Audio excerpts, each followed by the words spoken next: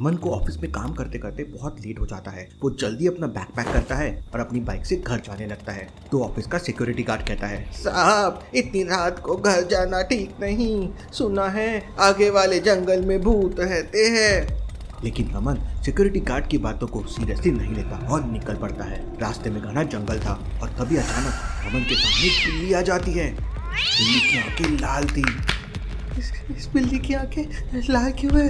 रमन बहुत डर जाता है और अपनी बाइक का एक्सीलेटर घुमाता है, लेकिन उसकी बाइक आगे ही नहीं जा रही थी।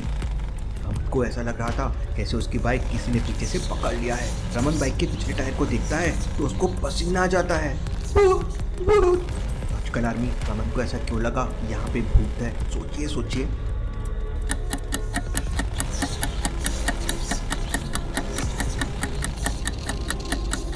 बाइक का पिछला टायर जमीन पे घूम रहा है, लेकिन फिर भी जमीन से फ्रिक्शन नहीं हो रहा है और बाइक आगे नहीं जा रही है। ऐसा कैसे पॉसिबल है? यहीं से रमन को समझा कि टायर को भूत ने पकड़ लिया है। रमन तुरंत बाइक से नीचे उतर जाता है और बाइक को छोड़ देता है क्योंकि बाइक स्टार्ट थी। बाइक आगे जाके पेड़ से टकरा जाती है। अपनी बाइक को देखकर रमन को पूरा यकीन हो जाता है कि भूत उसकी बाइक में घुस गया है। लॉजिकल आर्मी रमन को ऐसा क्यों लगा? सोचिए सोचिए।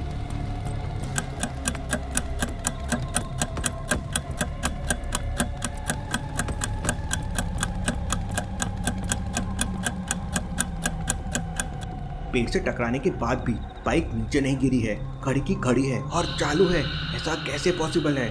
रमन बहुत डर जाता है और वहां से भागने लगता है। जंगल बहुत घना था और डरावना था और तरह तरह की आवाजें आ रही थी। भागते भागते रमन को एक नदी के किनारे में एक आदमी दिखाई देता है। उस आदमी के बड़े बड़े बाल थे और वो देखने में बहुत डरावना लग रहा था। अंकल अंकल मेरी मदद कीजिए, एक भूत मेरे पीछे पड़ा है और मुझे इस जंगल से बाहर निकलना है। डरो मत बच्चा, मुझे एक पेपर पेन दो, मैं तुम्हें इस जंगल से बाहर निकलने का नक्शा बना दूंगा। रमन तुरंत अपनी जेब से एक खाली पेपर और पेन उस आदमी को देता है और वो आदमी रमन को एक नक्शा बना कर देता है। जैसे ही रमन नक्शा देखता है उसके पैरों तले जमीन खिसक जाती है। आजकल आदमी क्या बता सकते हैं नक्शे में ऐसा रमन ने क्या देखा? सोचिए सोचिए।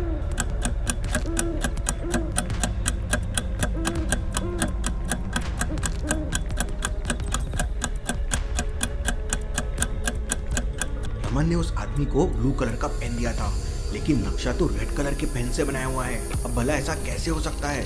यहाँ रेड पेन कैसे आया? और तभी मैप से वो लाल कलर खून के जैसे नीचे टपकने लगता है। खून खून, कौन हो तुम? और अचानक देखते ही देखते वो आदमी भूत बन जाता है। रमन बुलेट की रफ्तार से वहां से भागता है। रमन घने और अंधेरे जंगल में पूरी तरह से फंस चुका था। उसे कुछ समझ नहीं आ रहा था। आज तो मुझे भूतों ने चारों तरफ से घेर लिया है। मुझे यश द गोस्ट हंटर को बुलाना ही होगा। इसके बाद रमन यश द गोस्ट हंटर को कॉल करता है। यश उस समय दूसरे जंगल में छुपकर एक भूत को देख रहा था, लेकिन अचानक रमन को कॉल आ जाता है और भूत और रिंगटोन सुनकर भाग जाता है। Oh no! यश तुरंत उस भूत का पीछा करता है, लेकिन वो भूत वहीं छुप जाता है। यश चारों तरफ ध्यान से देखता है और समझ जाता है कि भूत कहाँ पर है। लॉजिकल आदमी, क्या आप इस सीन को देखकर बता सकते हैं भूत कहाँ छुपा हुआ है? सोचिए सोचिए लॉजिकल आदमी।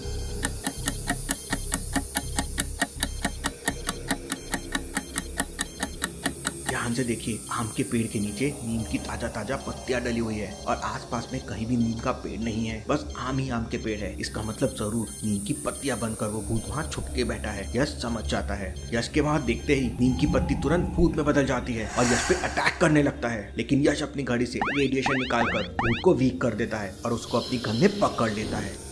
इसके बाद यश तुरंत रमन को कॉल बैक करता है तो रमन बताता है कि जंगल में भूतों ने उसे घेर लिया है और वो एक बरगद के पेड़ के ऊपर छुपा हुआ है। तुम उसी पेड़ पे छुपे रहना, मैं अभी आता हूँ। इसके बाद यश अपनी बाइक से उस दूसरे जंगल की तरफ निकल पड़ता है। जंगल बहुत घना था। यश तेजी से आगे जा रहा था कि तभी एक भूत यश पे अटैक कर देता है। यश अपनी घड़ी से एक तरंग निकालता है और उस भूत के ऊपर छोड़ देता है। जैसे ही वो तरंग उस भूत से टकराती है, भूत हवा में दूर उड़ जाता है। आज मैं थोड़ा जल्दी में हूँ, तुमसे फिर कभी निपटूंगा, पहले मुझे रमन को बचाना है।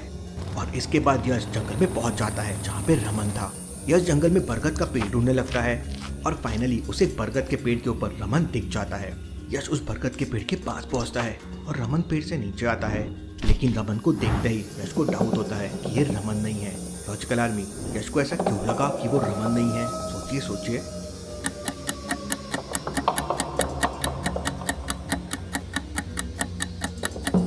को ध्यान से देखिए। रमन जंगल में इतना दौड़ा, बरगद के पेड़ पर चढ़ा, ऐसे में उसकी व्हाइट शर्ट पर कोई दाग नहीं है, एकदम व्हाइट चमक रही है। ऐसा कैसे पॉसिबल है? लेकिन यश की घड़ी कोई सिग्नल नहीं दे रही थी।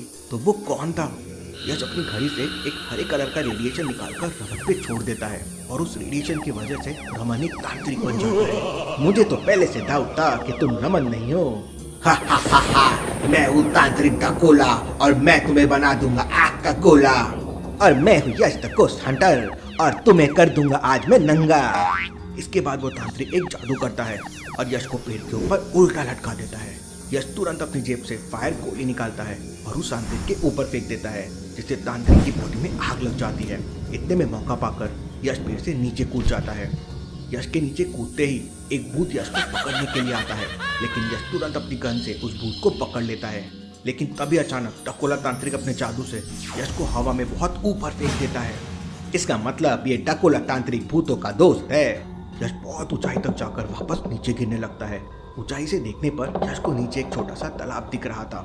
अगर मैं नीचे गया तो मेरे तो हाथ पैर टूट जाएंगे। लॉजिकल आदमी, क्या आप बता सकते हैं यश क्या कर सकता है और कैसे बच सकता है? सोचिए सोचिए।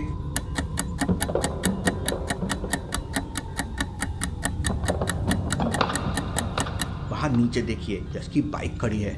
यश तुरंत अपनी घड़ी से बाइक को एक्टिवेट कर देता है और यश की बाइक हवा में उड़कर यश के पास आ जाती है। यश अपनी बाइक पर बैठ जाता है और हवा में बाइक चलाता हुआ सीधे डकोला तांत्रिक के ऊपर चढ़ा देता है, जिससे डकोला तांत्रिक बुरी तरह घायल हो जाता है। अब सच सच बताओ, भूतों का साथ क्यों दे रहे हो? मैं भूतों की मदद से जंगल का खजाना ढूंढ लेता हूँ, इसलिए भूतों से मेरी दोस्ती है। इसके बाद यश बरगद के पेड़ की लंबी लंबी टहनियां तोड़कर उस तांत्रिक को बांध देता है और फिर जोर जोर से रमन को आवाज लगाता है।